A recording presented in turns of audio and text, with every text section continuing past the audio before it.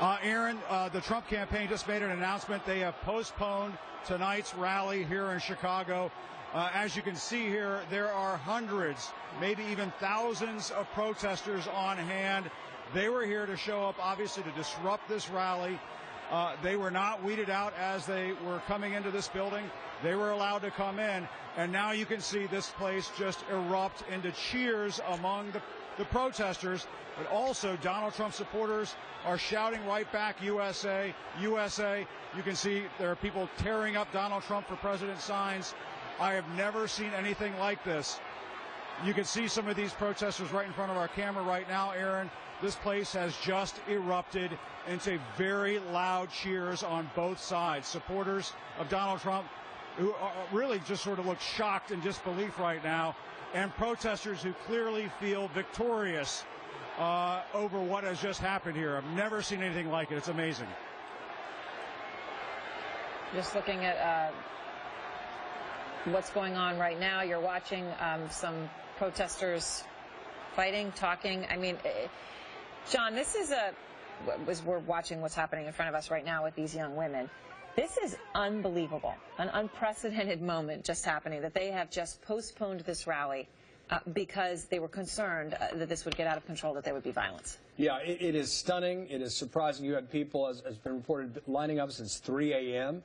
And Donald Trump, and just to be clear, a lot of those people, those are Trump supporters who are waiting to see their candidate. That's right. And of course, Trump's whole rhetoric is, you know, he doesn't stand down. He doesn't shy away from controversy. If there are real security concerns, we may get information like that in the coming hours. But he was already a half an hour late. So this big a rally, this late in the game, is a very significant move, and it's either motivated by security or something practical. I want to go back to Jim Acosta. Jim, what are we looking at right now? What are you saying? Yeah. Yes, Aaron, I am off camera right now because I want to show you this. We've turned the camera around, panning around to the back of the arena. This is becoming violent. There is pushing and shoving going on inside this arena. People are throwing objects.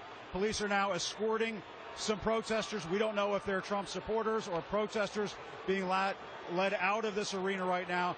But just moments ago, a very large crowd of supporters, protesters, media, it was simply rocking back and forth.